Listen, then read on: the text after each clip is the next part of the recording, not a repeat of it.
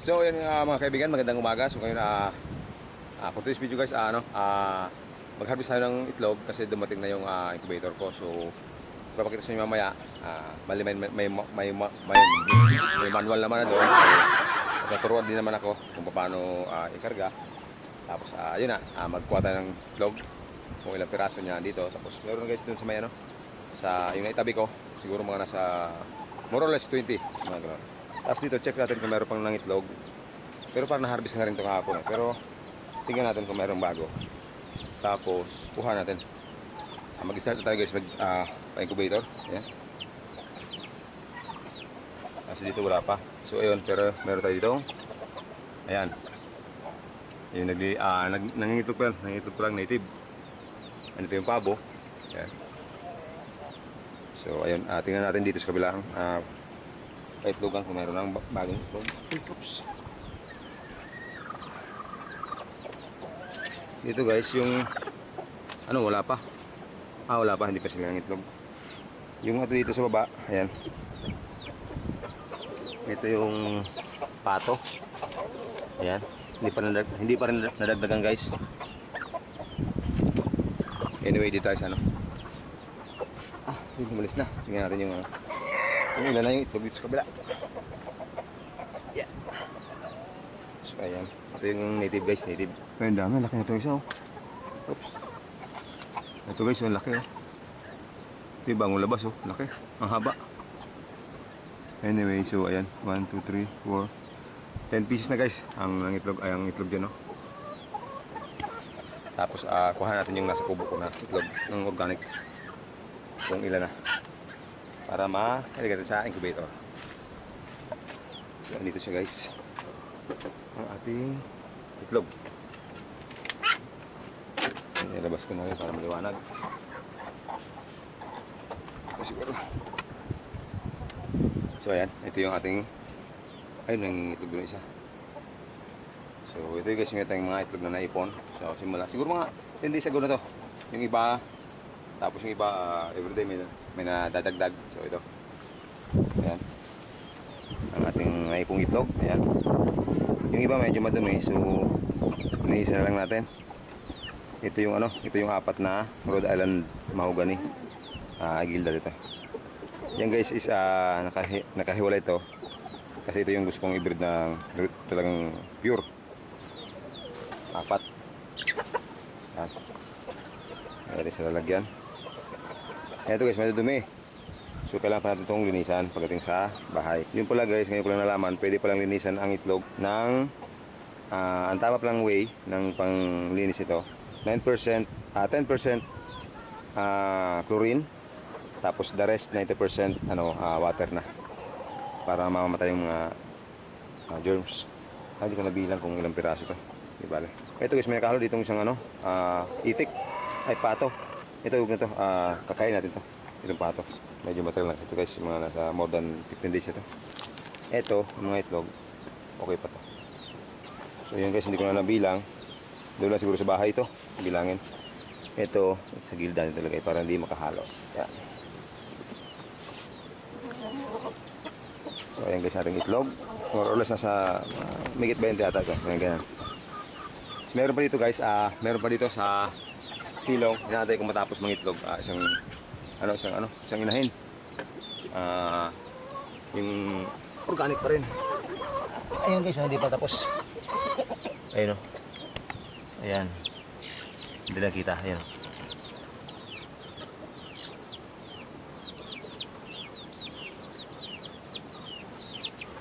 Antayin natin ng maya-maya bago tayo malis. Or pwede natin iwanan na yan. Susunod na lang siguro yan. Susunod na batch ng salang natin sa incubator. So pwede tayong umuwi guys. So ayun. Tara, doon tayo sa bahay magkita-kita. So yun mga kaibigan, andito tayo sa bahay, sa likod ng bahay namin. Dito kasi nilagay yung ating incubator, yung dumating na incubator kanina umaga. So ayun, i-prepare natin, ayan, nasa likod. So ayun, ang bilis sa akin guys, bago natin salang yung itlog, kailangan malinis yung itlog na parang ginawa ko guys, hinugasan ko ng ng tubig na may chlorine. 90% tubig, 10% chlorine. Yun yung solution para doon sa sabi sa akin para matanggal yung bakterya. So yun. So para malinis din yung ating incubator, hindi ma-contaminate ng yung bakterya. So ayun, yung itlog ayos na, nakalagay doon sa may baha sa loob. So hindi pa nalalabas. Kasi ito guys, hindi pa tapos mag-preheat. Ang bilis sa akin 4 hours. At least 4 hours na naka-preheat yung ating bagong incubator pag gagamitin natin. So every time na tulad ng bagong gawa. So preheat muna ng 4 hours. So ayan, siguro malapit na. Mga almost mag-4 hours natin. Hindi, 3 hours pa lang ata, mga 3 hours. Pero siguro pwede naman na ito. Mamaya naman na eh. So ito guys, makita nyo. Ayan, pakita sa inyo yung itong binili ko, manual incubator. Ayan. Ang ating manual egg incubator. Ayan, ito yung niya, guide kung ilang init sa loob. So ayan, makita sa loob. Ayan, medyo medyo madilim. So ayan, nilagay ko dito guys sa ating stock room. May mga gamit tayo dito. Pero sa sunod, tatakpan ko itong yung sa may bandang taas. Bukas yan eh. So dapat walang hangin basta-basta pumapasok at mainit yung temperature. So ayun guys, pag na-hit niya na yung 37.7 or 8, kukusang mamamatay yung ilaw. So kukusang mamamatay yung ilaw. Pagbaba niyan guys, mga bandang nasa 32 or 33. Tapos mag-iilaw din ulit yan guys. Iilaw din ulit yan. Yun yung niyan. Yan yung settings niya, no. Once na bumaba yung temperature, iilaw ulit yung ating ilaw. So ayan. So yun guys, yun yung ating incubator, napakaganda. So ayun, ipakita ko rin sa inyo pala guys, yung meron ako ditong ayun, yung naglilimlim, yung pinaliliman ko yung native na manok ko. So ayun.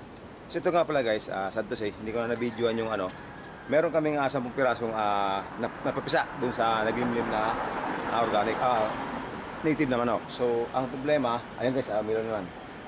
Ayun, umilaw na siya, umilaw ulit. So ayun, naging problema namin, siguro mga 1 week na, ayun yun. Every time na pupunta ko sa likod, nawawala ng 3 piraso, 2 piraso. So ngayon, guys, isa na lang yung isisyo na yun. Ay, pakita ko sa inyo kung asa sisyo ko yun.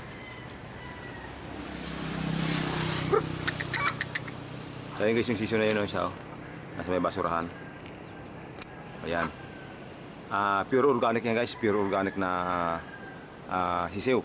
10 yan na kailang namatay ng iba. Ito yung nanay niyan. May naglimlim, ayan o.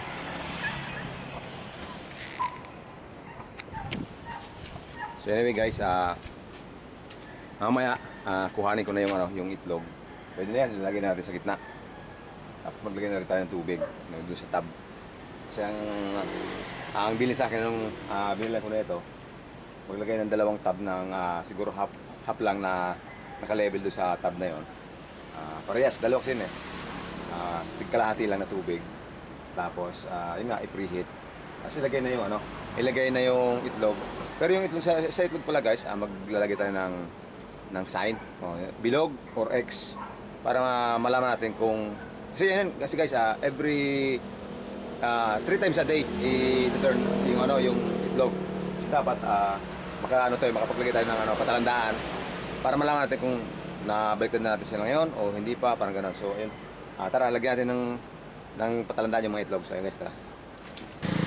So yung mga kaibigan, bago natin ilagay natin yung itlog dun sa incubator, maglagay tayo ng sign, X or guhit, magkabilaan, para malaman natin kung nabaliktad na natin. Kasi guys, pag lalagay na ito, every day, 3 times a day isa iikutin.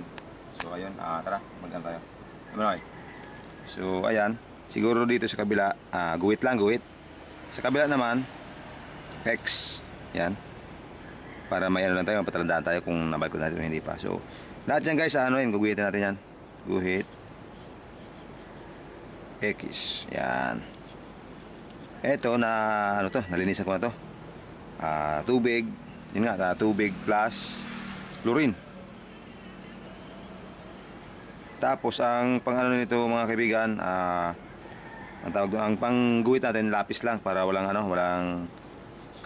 tawag doon,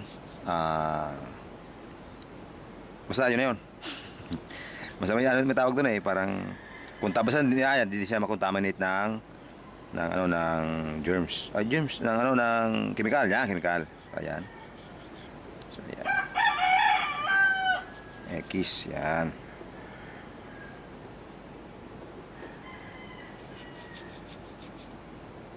Hanggang sa ano na, hanggang sa isa. Yan ang patalandaan niya na. So ayan.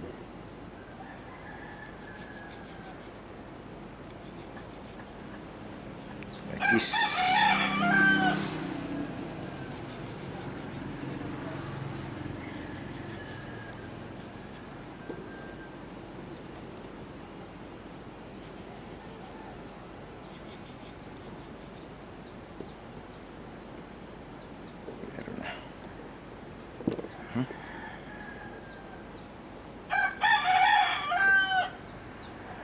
Parang crack na to.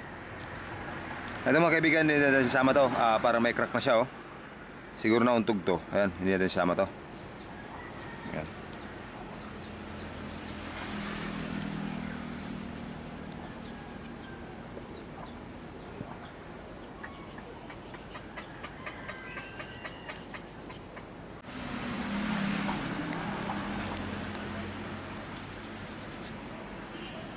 So ayun mga kaibigan, natapos natin guhitan yung ating mga itlog. Ayun, tawag doon, bilangin natin kung ilan ang lalagyan natin para malaman natin kung kailan.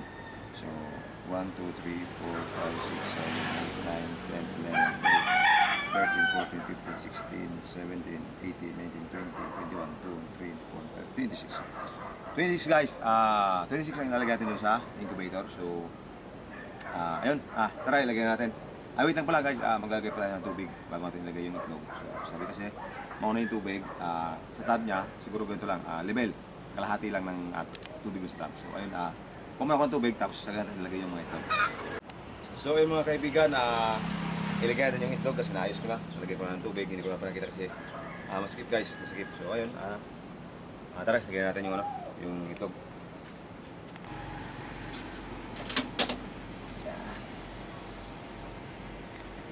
So ayun mga kaibigan, siguro yung X muna.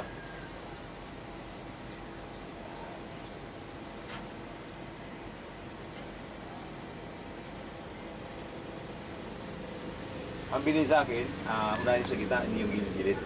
Kasi mas mabilis daw mapisa yung gitna, mas malakas yung ano.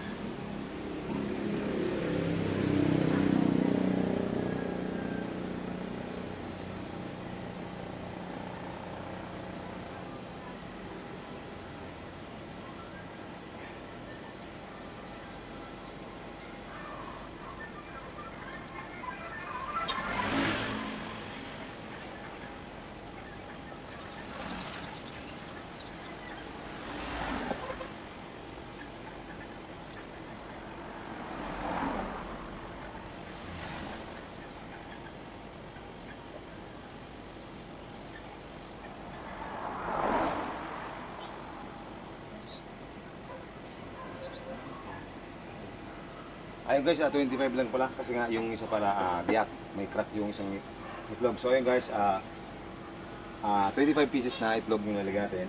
So, sa mga susunod na araw guys, dagdagan natin yan. Pag may naipon naman tayong itlog yung ano.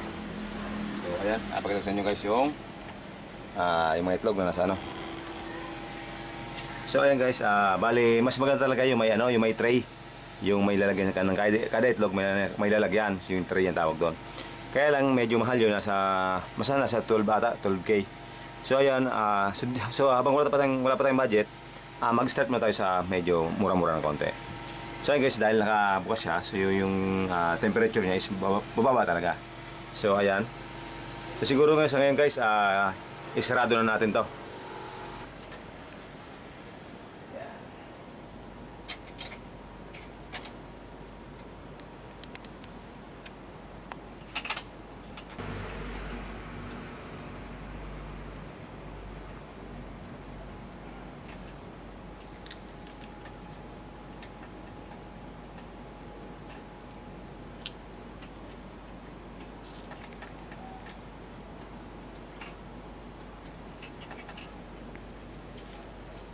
So ay mga kaibigan, nalagyan natin, successful nalagyan natin yung ating mga itlog sa ating incubator. So, mag-start tayo guys, mag-count ngayon ng araw, anong yan? 23. 23? March 23? Tuloy ka pa lang. Ayun guys, sa March 27. So, ayun. 27, mag-count tayo ng 21 days. Pisa na yan guys. Mag-start tayo mamisa. Maski 20, mag-start 20, tapos, ayun na. Since 21, lagpasik pa rin yun. Mag-umpisa na yan. Mag-umpisa. So, ayan. Tapos, ay guys, bukas na tayo mag-start na magpaikot bukas kasi pero pwede naman mamaya mga bandang alas 10 ikutin natin para yung pantay yung niya pagkaka-bake.